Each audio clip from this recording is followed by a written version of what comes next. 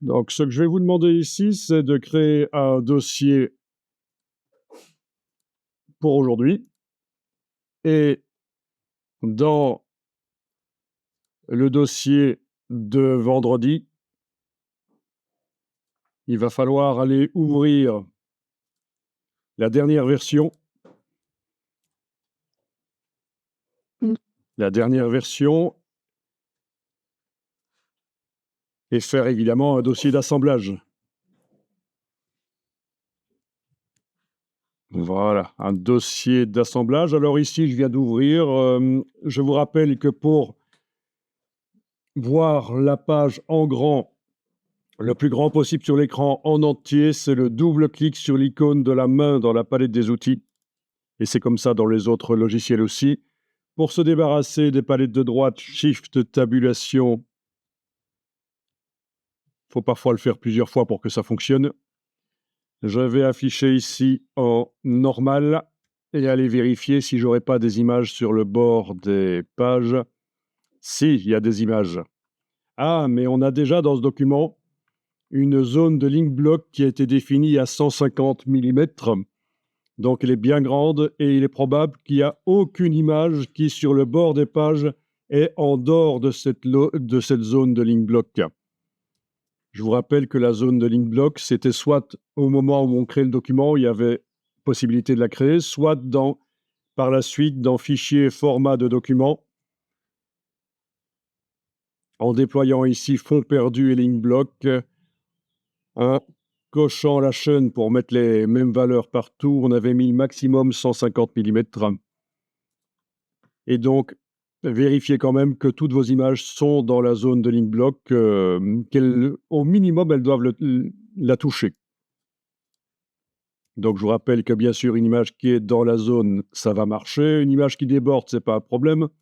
Une image qui colle, ça va marcher aussi. Par contre, si elle est en dehors de la zone de link block, elle ne va pas être intégrée à l'archivage, au dossier d'assemblage que vous allez faire. C'est ça le problème. Donc, il faut absolument vérifier ça. Bonne astuce. Donc, fichier, assemblage.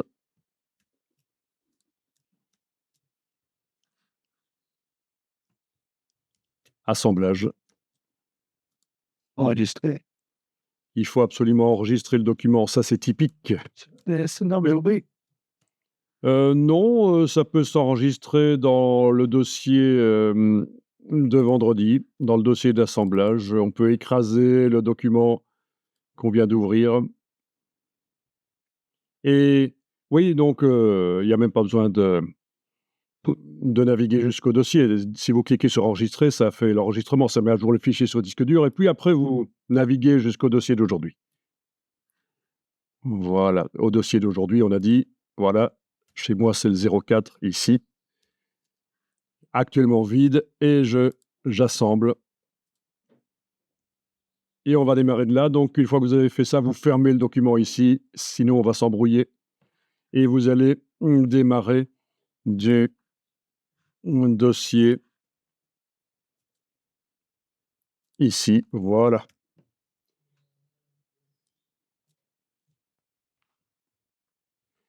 Donc, on vérifie que vous êtes dans la bonne version de InDesign, la version 2024, parce que sinon, évidemment, c'est un problème. Donc, sur Windows, dans le menu Aide de Windows, vous avez à propos d'InDesign. Ici, je suis sur un Mac, alors je vais dans le menu InDesign, que vous n'avez pas sur Windows, bien sûr, ce menu InDesign, et là, je trouve à propos d'InDesign. C'est lent.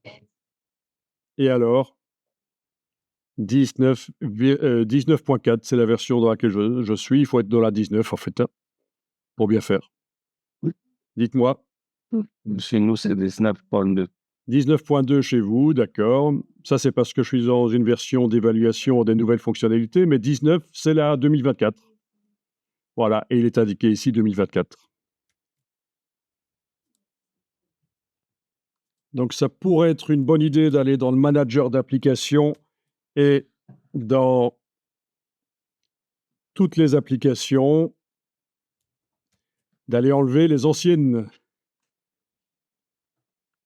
Parce que parfois, vous avez un peu du mal à gérer les et c'est pas évident. Donc, voyons un peu. Bah, chez moi, j'ai qu'une version de InDesign, la 2024, à part qu'il y a aussi une version bêta, mais les versions bêta, elles sont ailleurs et vous en occupez pas. Vous n'allez pas faire ça, mais il y a les applications bêta, donc les évaluations. Pour ceux qui veulent tester, les dernières évolutions, les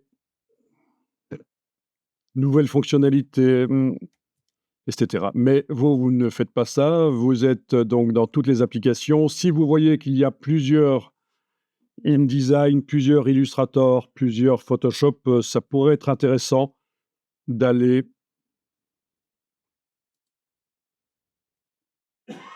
désinstaller. Comme ça, plus de confusion possible. Vous avez vu? J'ai une V17. Une version 17 qui traîne.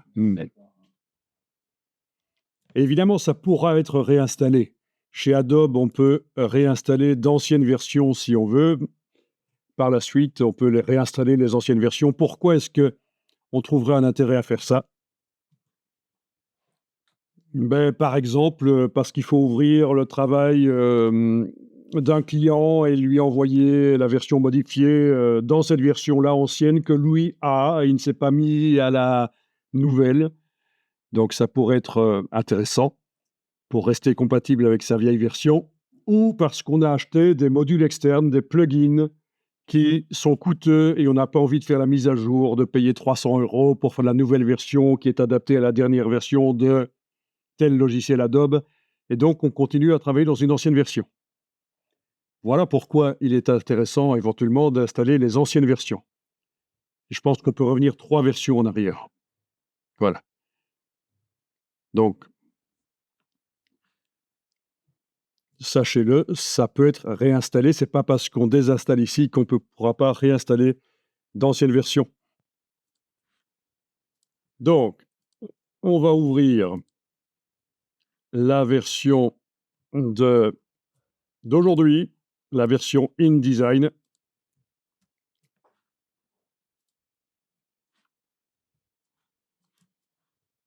Et il y a différentes choses qu'on va voir ici.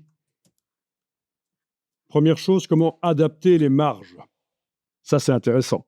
On a des marges ici qui sont partout pareilles. Comment faire en sorte que certaines marges soient plus petites ou plus grandes. Et en plus, on a un document double page. Donc, il y a deux marges, enfin deux séries de marges à modifier. Marge de page de gauche, marge de page de droite, forcément, ça s'affiche ensemble sur la double page. Double page, on appelle ça une planche dans InDesign. Une planche. Alors, on va aller modifier sur les deux premières pages qui, dans ce document ici, portent les noms 34, les numéros 34 et 35. Donc, vous allez dans le menu Page. On vérifie bien dans la palette page, menu fenêtre, page, la palette page, on vérifie bien que ce sont ces deux pages-là qui sont activées et on va modifier les marges rien que pour ces pages-là dans un premier temps.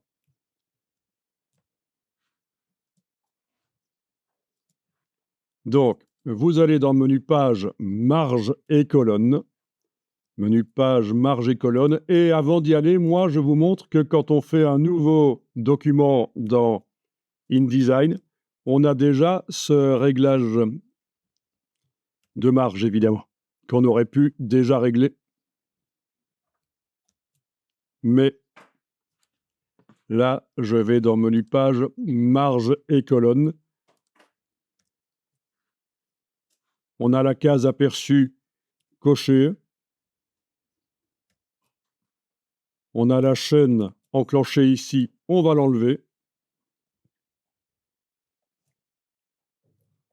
Et on va, par exemple, modifier la marge de pied, mais ne cliquez pas trop vite sur OK, sinon ça va nous poser un problème, parce que dans un premier temps, on va faire ici une erreur, expressément pour voir. Donc, j'augmente la marge et vous devriez voir dans le document derrière que la marge rose, là, elle est en train de remonter. Oui. Parfait. Je vous rappelle que si vous enfoncez la touche Shift en même temps, ça va de 10 en 10.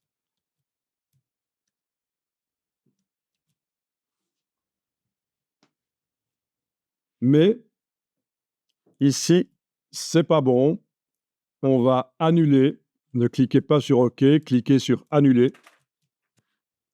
Et donc, toujours en ayant les pages 34 et 35 activées dans la palette de pages, on va aller à nouveau dans Marge et colonne, menu Page, Marge et colonne.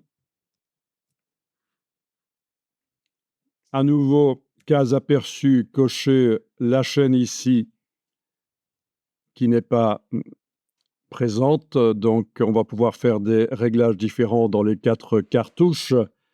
Mais la différence ici, c'est qu'on va cocher Ajuster la mise en page. Et alors, vous allez monter la marge de pied, par exemple, donc la marge d'en bas. Et qu'est-ce que vous remarquez par rapport à avant? Mais le contenu s'adapte, oui. À partir du moment où le bloc colle aux marges, il va suivre les marges si on coche Ajuster la mise en page. Vous voyez qu'on a aussi une option Ajuster la taille de la police. Elle n'est pas utile ici. C'est juste si on modifiait aussi les marges de gauche, de droite et de haut et que finalement la zone sur laquelle il y a le texte sur la page devient fort petite, est-ce qu'on adapte ou pas la taille de la police pour garder le même nombre de pages parce que là, plus on va réduire les marges, plus ça va augmenter le nombre de pages qu'il y a du texte, forcément, puisqu'il coule il va commencer à couler de plus en plus sur les pages d'après qui sont actuellement vides, on est d'accord. C'est logique, si vous réduisez sur chaque page du document, pour l'instant on le fait seulement sur les 34 et 35, mais si vous réduisiez sur chaque page du document la zone, ce qu'on appelle l'empagement, eh bien, vous allez forcément, si vous n'ajustez pas la taille de la police, ça va ajouter des pages, ça va créer des pages supplémentaires. Mais donc ici, on ne va pas le cocher, ajuster la taille de la police. C'est bon.